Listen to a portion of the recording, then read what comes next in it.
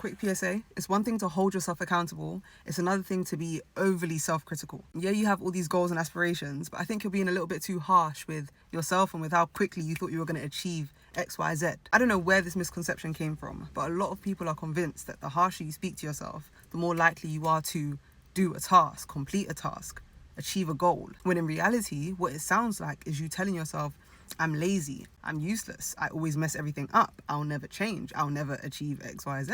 Imagine speaking like that to someone that you love, someone you know is trying their very best. You wouldn't do that, right? But yet here we are speaking to ourselves like crap. You can be honest with yourself without being cruel in the process. You can be honest about what needs to change whilst being gentle with the person that's doing the changing. Instead of saying, oh, I'm so lazy, say, I haven't been as consistent as I'd like to be. One is defining who you are, the other is defining something that can change. Be very careful how you talk to yourself, especially when you haven't completed a task you set out to achieve. How you speak to yourself verbally and internally will shape how you show up in the world. And you want to show up as your best self, right? So stop being so harsh, okay?